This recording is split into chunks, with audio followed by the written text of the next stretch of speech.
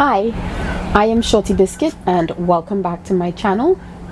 You may think this is familiar, it might be, but it's a little bit different. This is the EcoFlow Delta 3 power station. I know it looks just like the Delta 2 and it does not look like the Delta 3 Plus.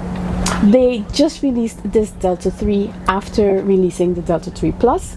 It has the two-tone color, slightly different color like the Delta 2 series does, but it has a configuration like the Delta 3 Plus.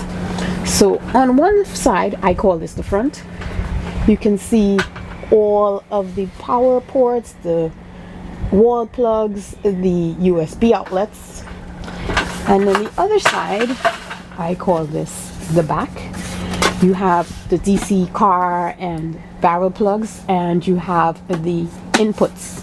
Like the Delta 3 Plus, you open the door and you can slide the door in and it's out of the way. You have the XT150 here, and that's so you can connect it to the alternator charger, which I do have, or the extra battery. And then there's also the wall plug, and this is where you would do solar or car input. So that's it. The ports are on front and back, just like you saw in the Delta 3 Plus. So it's an interesting design choice that the Delta 3 looks like the Delta 2 similarly. It's a different color in the tone, but all of the outputs are on the front here. I'm not going to turn it on yet. There's the box. Let's see what's in the box. I'll go with the easier open side, hopefully. Alright. So inside the box, there is the DC port for the car, DC cable, and again, my favorite part is it has Velcro already attached, and the wall plug. What else? Instructions and a barrel plug. So for me, I know a lot of people don't use these 5521s, but for me it's really great for my telescope. So all of the devices I do have, the River 2 Pro, the Delta 2, I can use either one of them to power my telescope. Just connect this directly into the telescope and this end into the unit, and I have power for hours. So I have not for many years used the batteries, AA batteries on my telescope. So this comes in really handy for me. All right, let's see. I'm going to turn it on. Usual conversation. It's probably going to be 27. Oh, I don't even know how to turn it on. I just realized it does not have the usual round button on the front. That's the power button. But there are 3 buttons on the top there. I pressed the first one. Nothing happened. I pressed the middle one. I heard a beep. And it's on. And of course, I think maybe it's just me or everybody, it is, I don't know if you can see this, 27%. Let me get the app open. All right, and so immediately you open the app and it asks, it finds it and asks to connect to it. And it's all connected. I'm gonna set up the Wi-Fi. Actually, I am outside, so right now I'm not gonna set up the Wi-Fi. It will connect via Bluetooth. And hear the beep, there you go, it's connected. It's so simple. There's not much for you to do. If you have to work really hard at it, something's off. Once it turns on, it automatically gets seen and connects. It has a nice screen on the front of this. It's definitely a different screen from the Delta 2. It's colored. I see green arrows, red arrows, input, output, and I can see the Bluetooth icon signaling that I am using Bluetooth. Now let's talk about the differences. One of the main differences I mentioned before was that it only has one solar input. So instead of having 2 500-watt inputs like the Delta 3 Plus does, this only has one. The other major difference is with the USB ports. On the Delta 3 Plus, the ports for the USB-C maxed out at 140 watts and the USB-A maxed out at 36 watts.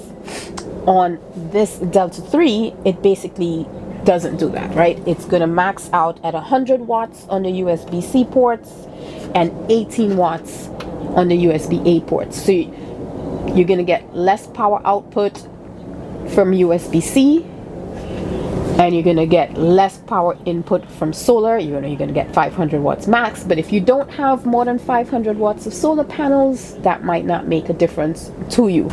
Where they are the same is that both of them, the Delta 3 and the Delta 3 Plus, have 6 outlets, and those outlets are rated for 1800 watts of power, and they both have a battery capacity of 1024 watt hours. So that's 1 kilowatt hour. It's the same for the Delta 3 and the Delta 3 Plus, and they all, the Delta 2, the Delta 3, they all have expansion batteries. Both the Delta 3 and the Delta 3 Plus, just like the Delta 2, supports expansion batteries. So that's the Delta 2 expansion batteries, the Delta 3 expansion batteries, and the Delta Pro expansion batteries. So if you need to increase the capacity of your units, you can add extra batteries to go higher, but as they stand out of the box, it's 1024 watt hours with an 1800 watt power outlets, and they surge to 3600 watts. So you can power some devices up to 3600 watts, but just know once you do that, you're going to get less time because you're going to be using more power. I'm going to take it inside, get it charged up, and use it to cook because I cook and I have electric cooking appliances. So that's it. I am going to get it charged up and get something cooking. I don't know what yet, but I'll figure that out. So yeah, out of the box, again, 27% normal shipping power for EcoFlow's devices, and this is the Delta 3.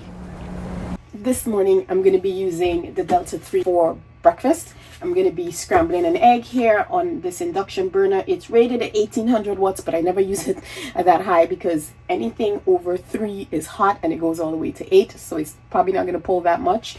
I have here my Hotel Chocolat Velvetizer, hot chocolate, and my Breville Smart Oven Air is here, and I'll be using this to toast my biscuit.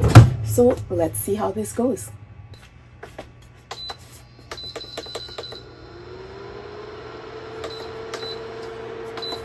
So I have this set at 2 now, and it is pulling 477, 499, 500, so around 500 watts at 2. That is more than enough to cook this egg. Let's get the hot chocolate started. It's on, and this has jumped to 999, so we're at 1000 watts. I'm gonna turn on the oven now to toast, and we're at 2084. The X boost is on. We're up to 2110, 2116, and I'm scrambling my eggs. The hot chocolate is making. So yeah,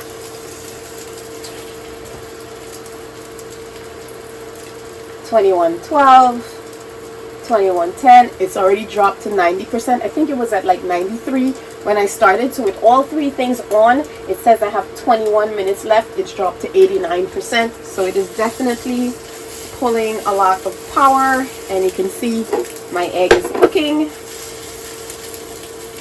So the egg will be done before everything else is done, and this is just a 2 on this stove. So yeah, I definitely don't use this on anything much higher than 2 or 3 sometimes. If I want to boil water really fast, then I'd leave it at 8. But generally, this is just way too hot. Alright, egg is done in like 2 minutes, if that. And the chocolate is blending in there. And now that I've turned this off, it's dropped to 1798 watts. 1795 is dropped to 1803. So it's staying around 1800 watts because that's basically what this oven pulls. So when I check the Velvetizer, it's rated at 500 watts. It could be that it's pulling that now. I don't know. But I won't know until I have like one of them on. Yeah, I can conceivably make my whole breakfast with just using this, with the X boost turned on. So the biscuit is still toasting. It's not going to be in there for much. I just wanted to get warmed up. And the hot chocolate has stopped. And now it's staying around 1700 watts. So even when this was on, and I'm going to turn it back on again.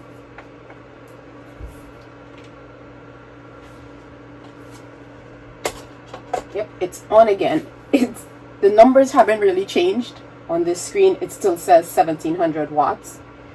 And it's on. So it's really not pulling that much power to do the hot chocolate. It is spinning. There's a whisk inside that spins as well as it heats up the milk. So I put cold milk in it. So yeah, it's probably a total of 3 or 4 minutes to make breakfast, and I'm down to 73 watts on the Delta 3. So it's a viable option. Is it something I would do often? No, but it's good to know that all three can work at the same time and not overload and shut down.